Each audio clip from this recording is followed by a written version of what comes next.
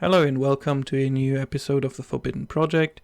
This episode is all about the rear brake leverage, but before I get into that, here's a little bit of a montage of what I've done so far.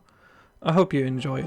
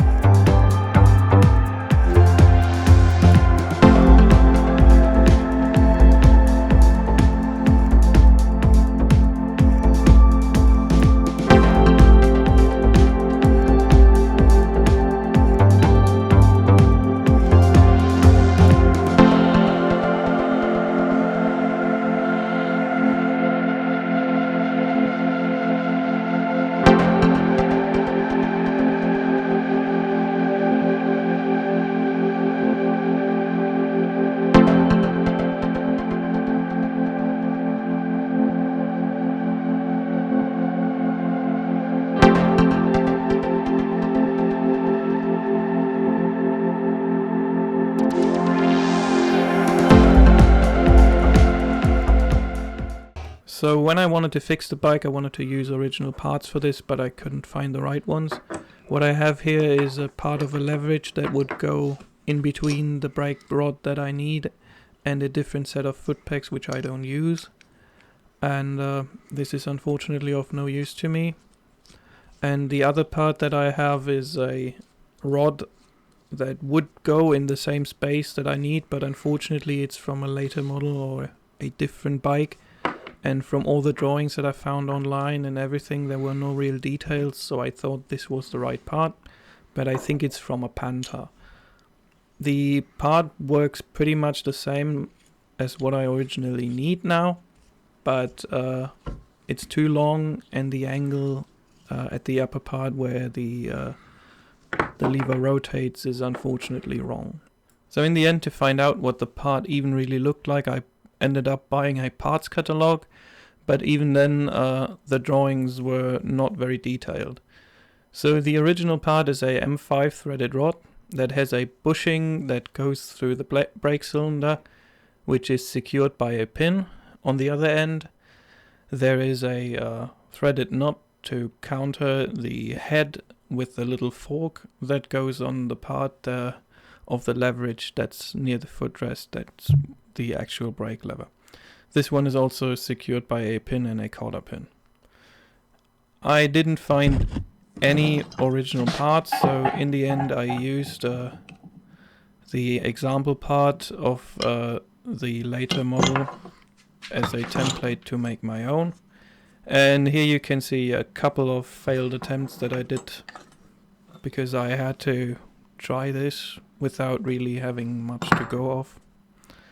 And in the end I took a bit of steel bar, I bent it, I filed the upper part down so that the diameter matches the hole in the brake cylinder, and for the lower side I built my own fork piece that basically used the fork piece of the board part as a template.